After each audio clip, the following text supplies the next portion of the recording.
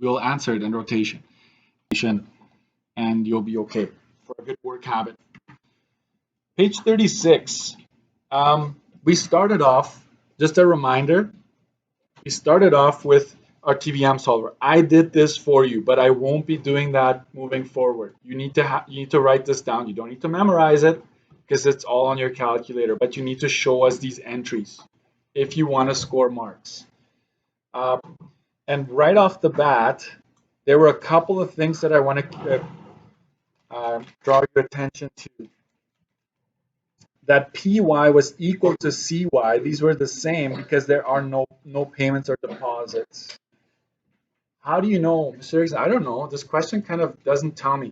It will tell you whether or not you're making regular contributions. Maybe once a year, maybe twice a year, maybe every month, but it will say you're putting in money regularly, okay? So that's one thing to remember. The sign is important. If you're investing, it's going to go to the bank. It's going to leave you. It's going to be a negative here. Same with the deposits. They will be negative because they're leaving you. Another thing is your interest rate, keep it as a percentage. Don't turn it into a decimal. That's a very common mistake. The third thing I need to remind you is N is always found by going years times PY. What is PY? Well, just go look what you determined PY to be. Right? If this had been monthly, so 12, then it would be 5 times 12, which is 60. There would have been 60 iterations, 60 periods that we're considering. Okay, so it kind of, after you're doing a few, you're going to figure out how this goes. Then the next, a very common question is how much interest did you earn? We're interested in knowing how much did you earn by just letting it sit in the bank account. And there's multiple ways of doing that. Okay. Do you remember when you cannot use this one? This sum of interest? You cannot use it if n is a decimal. Okay. If you solved for n, because remember, we will be able to solve for any one of these here. And if you solve for n, I can guarantee you that it's going to be a decimal in here. Almost like I can give you $100. No, I'm not going to say that because it's on camera. If it ever is, then I'm in trouble, right? But usually if you solve for n, it's a decimal. You cannot use this one. You'll have to revert to this formula to figure out the interest earned or paid, okay? So keep that in mind. F, I'm just going to talk about F here real quick. How much interest would be lost if you got a 3% interest instead? We are changing this value. We're changing I. So grab your calculator. You go to Apps, Finance, TVM Solver. I didn't do anything since yesterday on this, so your values should technically all be the same. But you can't just go change that to 3 and be like, okay, now let's figure it out. You actually have to rerun this program. So we went to future value and we went alpha enter and we solve for that one again. We said, well, how much money do we have now? Okay. So this is the new amount, which is less than what we had before. I figured out the interest. So I just went, you quit this. To find the interest, you quit this. You go apps, finance again. It's annoying, I know. And then you got to go to sum of interest. And because you want the entire amount for the entire investment, you go 1 to whatever n is, which is 20. And you hit enter, and that's what we got. Option number 1. Or if you like to use this one, there's nothing wrong with it. You got to go future value minus present value minus n times the payments you've made. There are no payments here, so this turns into 0. So it would just be future value, which is 3483.55 minus the present value, which is the initial amount, and there it is, 483.55. Either way is fine. Sometimes these will be off. I'm telling you already, your answers will be off if you use this one. It doesn't round. This one does round. So sometimes they're off by a bit, but you don't get any marks deducted for that. Okay. So how much was lost? Total loss would be how much interest did we earn in the first scenario? We earned 691.50. Now we only earned 483.55. Okay, so you need to subtract those two to get your answer. 691.50 minus 483.55. It's 207.95. Lost.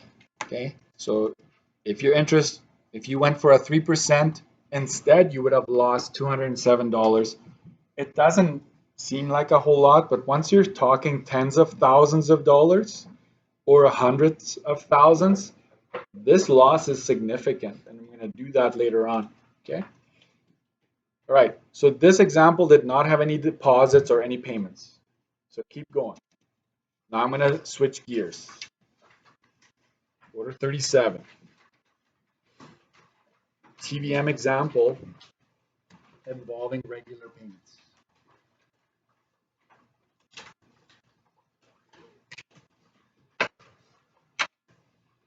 Let me just. All right. So Leonard opens a TFSA account and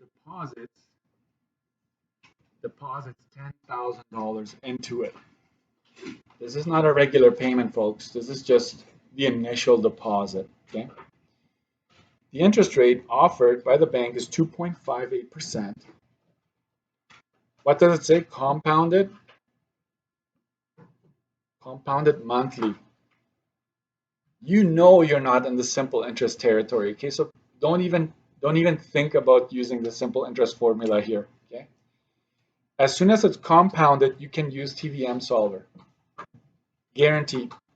He wonders how long in years. He wonders how long in years will it take? So I'm going to use a different color for that. That's the question. For him to have $15,000 savings to buy the Subaru Impreza. Okay. Determine as many of the TVM solver numbers as you can. Which one is missing? So I know you won't have them memorized. So you open your calculator, you go apps, finance, TVM solver. You just go like this. N I P V P M T future value P Y C Y. Okay, so you enter those values. How many of them do you know? I start at the bottom. That's my strategy. What's CY? CY is number of compounding periods. So if it's compounded monthly, then there are 12 in a year. CY stands for compounding periods per year. Okay, because it's monthly. Let's write that down. Monthly compounding. If it's daily, this would have been 365. Credit cards are daily compounding, by the way. Okay. Payments per year. Does it say anything about payments here? No, but the title says, Mr. Dirksen, but we're not there yet. It's coming. Okay. So this is 12. PY is equal to CY because no payments. Future value, what are we going to put in there? What do we want to have in the future? 15,000. All right. Is it positive or negative? Why? Because in the future, you want to withdraw that money to buy it. Okay. Payment. Doesn't talk about payment, so it goes 0. No payments. So no payments, two things happen when there's no payment. You got 0 in your payment entry, and PY is equal to CY.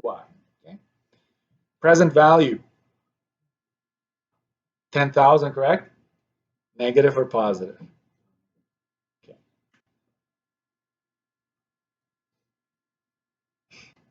Interest rate. I know that one. You can put percentage, you can leave it, it's up to you. And N. Oh, that's what they're asking, right? Well, is it what they're asking? Let's ask that question. Not necessarily, but it is. This is the only thing that's unknown to you. So I'm going to go like this. That's what we're trying to find. Time is found in here. I will show you why in a bit. Let's solve for that. Let's enter everything we know. I'm going to go 12, 12, 15,000, positive, payment is 0, negative 10,000, 2.58. And you go to N and press alpha. Can I leave the 20 there? Yes, you can. Just alpha, enter, and there it is. It's a decimal. It's 188. Just write down the whole thing.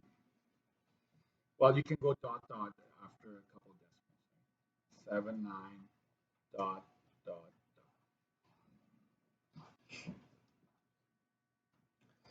Time is, do you remember what usually goes in here? Years times PY. Do you remember that?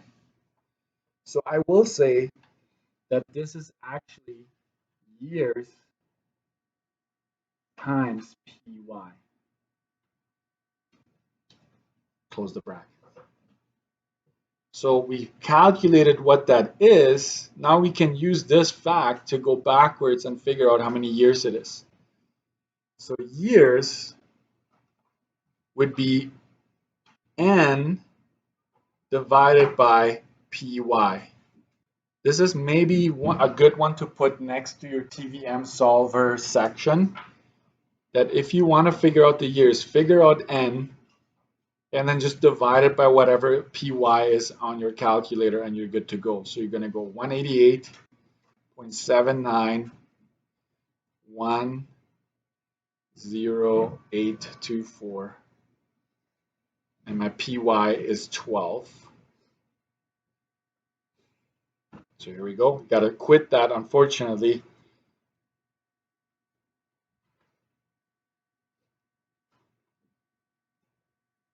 So it's 15.73 years. If it said years and months, you would just take the whatever follows the 15, right? This part, 0.73 and something, and multiply that by 12 to get your, how about we do that? 15 years and how many months? So we just go 0.7325902 times 12 months. So basically on my calculator, I would just go minus 15 to leave me with that and multiply that by 12. That's 8.79, which is roughly 8 or 9 months. So 15 years and 9 months for you to achieve that goal. That's a long time, right? Yeah.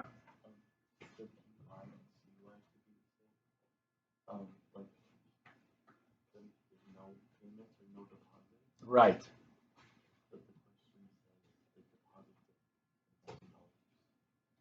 Yeah, so, okay, that's a good point.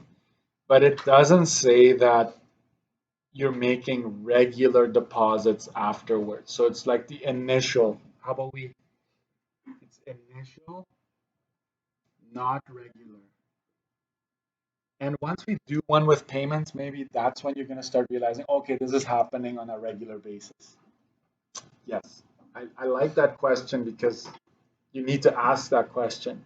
Are there regular payments or not? Yeah. And sometimes you will notice that they're still the same, even though there are regular payments. They'll say monthly payments and compounded monthly. There's nothing wrong with that. Okay. All right. That's a long time. 15 years for a car, almost 16. right? So let's make some changes here. B, after doing the calculation in A, Leonard realizes that it will take way too long. Since he gets paid bi-weekly, oh, I'm gonna, that's important. Since he gets paid bi-weekly, he sets up automatic deposits, of $50 every 2 weeks. How long in years will it take to save up 15 grand now? I hope this tells you that they're regular deposits, correct?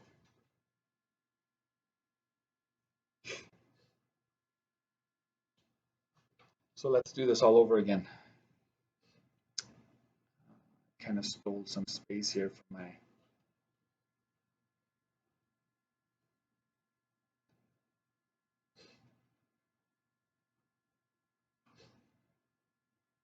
Okay.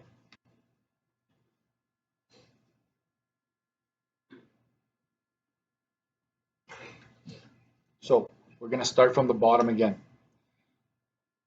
What's the compounding period? It's still 12. Like we're still talking about that same investment. He's just not going to make some changes to it. So 12. What about PY? Every 2 weeks, what does that mean? That's bi-weekly. How many bi-weekly periods in a year? Is it 24 or is it 26? That's always the question. There are 52 weeks. Split that in half because every 2 weeks, right? There's 26 bi-weekly periods. You knew that. If it's semi-monthly, it's 24 because it's twice a month. So 2 times 12 is 24. Future value, I want that to be 15,000. Positive or negative? Positive because at that point it's going to come to you. The payments, they're negative because you're giving it to the bank every 2 weeks. The present value, that's the big amount that you deposit right from the beginning. So this is a combination of a large deposit and then regular deposits thereafter. It could be possible that Leonard starts with zero, like nothing, and then just starts with $50 every 2 weeks. That is also an option. So just read carefully. Interest rate is still 2.58. And this is what we're going to solve for. Hopefully it's going to take a lot less time now. So apps, finance, TVM solver. I'm going to start at the bottom. Oh, here's the problem. Here's where they're going to have a problem. So watch what happens to me. Oh, CY is 12. PY is 26. What happens to the CY? Also 26. So you got to change that back to 12. It just does that automatically because quite often they are the same. I can leave future value. I'm going to change my PY to negative 50. Everything else stays the same. I'm going to go to N and go alpha, enter. There it is. It's 80.21443855. That's technically part of your solution. Now we're going to figure out in years.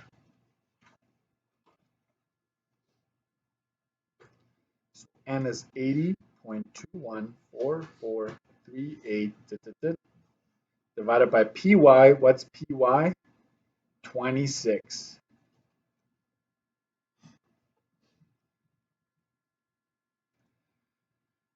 I'm just going to give you the answer. That is 3.09 years. Or 3 years and something months. So you just take the 0.09 multiplied by 12. 0.09 times 12, that's 1.08. So it's approximately 3 years and 1 month. Doesn't happen very often. but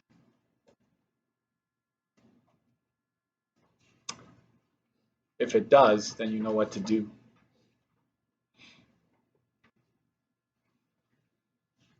Can I just say one more thing here once you're done copying?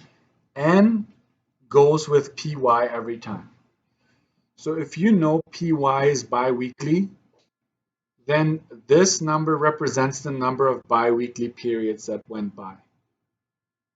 If this had been monthly, then whatever you calculate here is how many months, okay?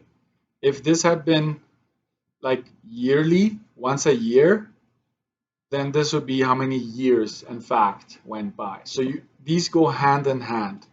And that's why we use those two to figure out how many years went by, okay? So keep that in mind. Fun stuff, eh? Yeah, I know. How much interest was earned in A and B? Determine the rate of return for each scenario. So here you have to be careful. A, can I use sum of interest? What is N for both of them? They're both decimals, right? I cannot use a sum of interest. Cannot use it, so I have to use this one. I is equal to future value minus present value minus N times the payment.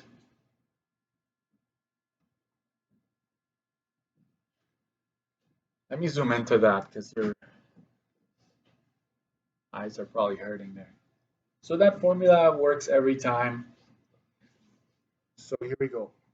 Interest earned for the first option is future value minus present value minus how many payments what is N for A there? It's 188.79.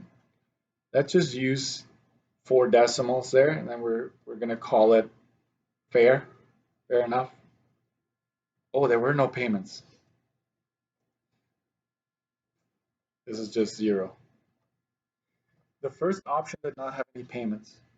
So interest is 5,000.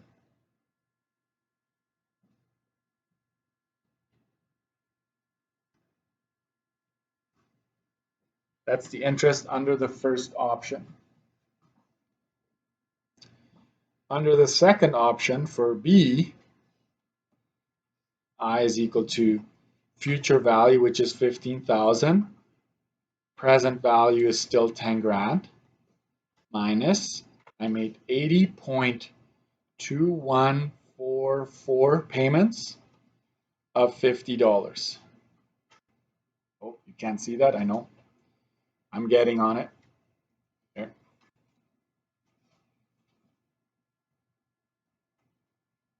So this is 5 grand right here. Minus, I'm going to figure out this part right here.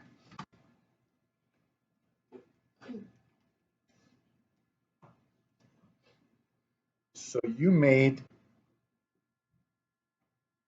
this many, like if you add up all your payments, you put another 4 grand of your own money in there. Okay. So you subtract these two, you get 989.28. Say what? So you earned 5 grand in the first option, you only not even $1,000 in the second option. Like, how's that possible? Well, remember, this one had to sit in there 15 years to accumulate this much. It just took you longer, but you earned way more interest. This one, you got there quicker because of the extra deposits you made, right? You got there quicker. So the bank really just paid you 989 in interest. So I'm not saying one is better than the other, but if you have the time, you can earn interest. Okay. However, what else does it ask me to do here? So these are the interests that I've earned. Okay, so the interest earned is this and this.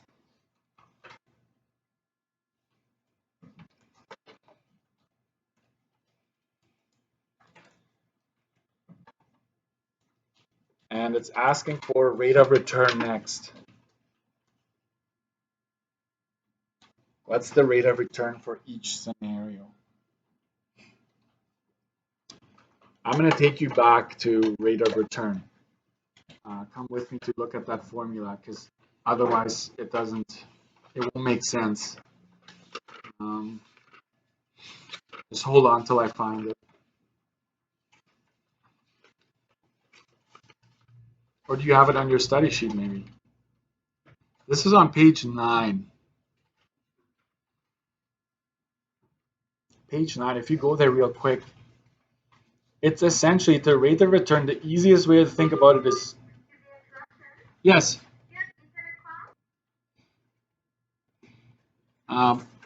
It's essentially the interest you've earned divided by the initial value. Can I just add to this?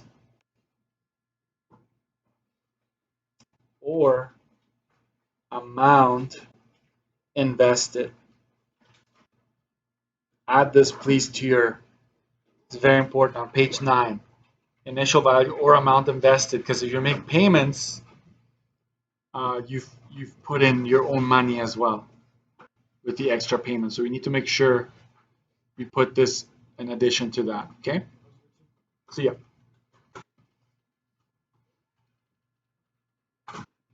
And why do we want rate of return? A greater rate of return is better. Okay, so that's what we're after. It's kind of comparing, that way you're comparing oranges to oranges, not apples to oranges. Okay, so we're going to do that for both of those investments now. And then I'll give you some work time, okay, because you need to practice that. So let's go back to page 37. And I'll steal some of the space under there, under here. Okay, so I'll find the rate of return for the first one. And that's interest over investment times 100. That's essentially how you find the rate of return.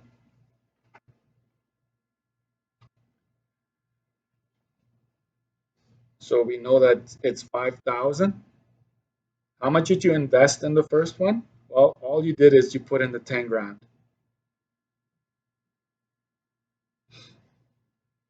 And so you have a 50% rate of return.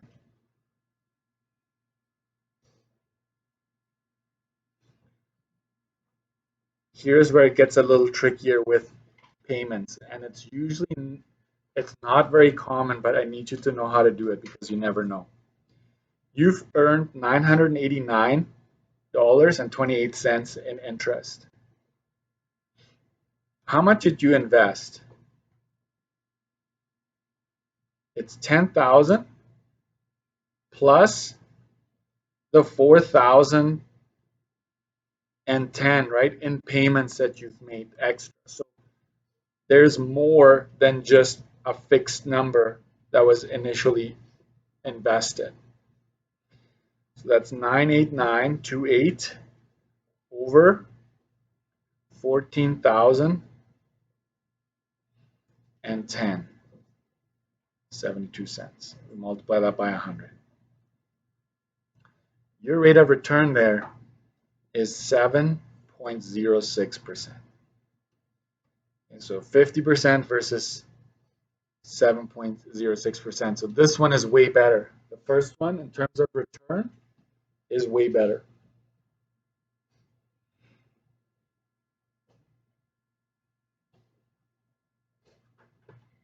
And because I made a bit of a mess here, I'm just going to use highlighters for the rest. How much was invested? How much was invested? In this case, it's 10,000. In this other case, it's $14,010. 14,010 and 72 cents. Okay, so if you want to know how much was invested, just look at the denominator of your rate of return in this case, and that's how much was invested.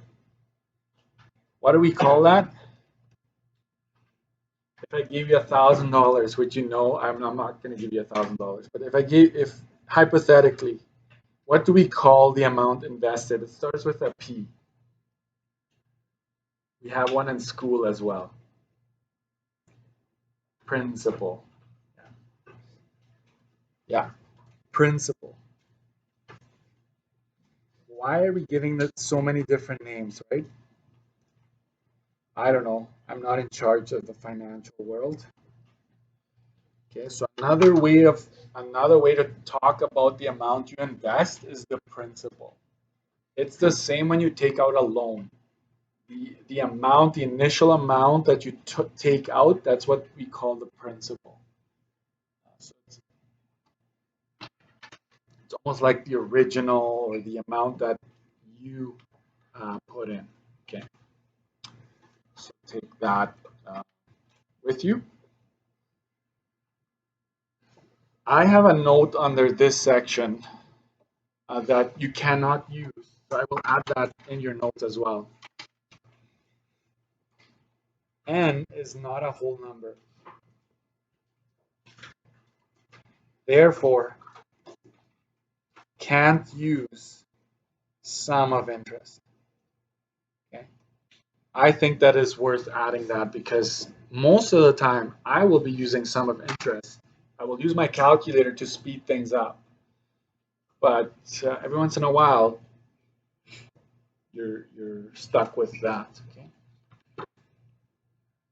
Okay.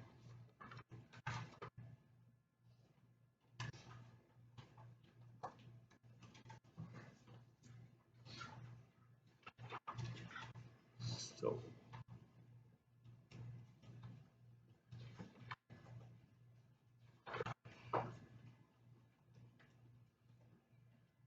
I think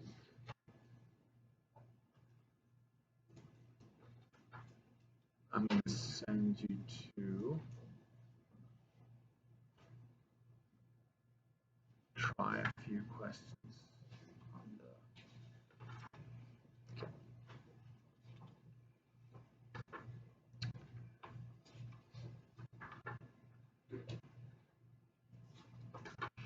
I have two options. That's why I'm looking which one is better. I think I'm going to go pages 40. So I'm gonna stop 38. Don't do 38 just yet. 40 to 42 for now. Try that.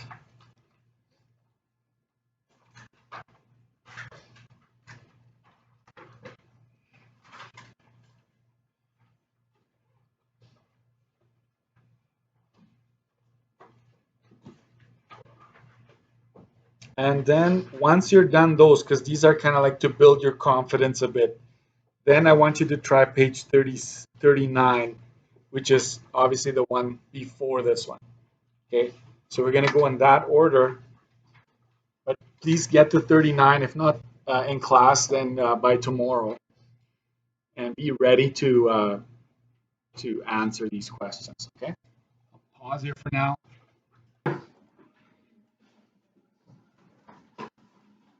So I'm posting everything from 40 to 48. So if you have like the drive to like, you know what, I'm gonna just keep trying them. It's all there, okay?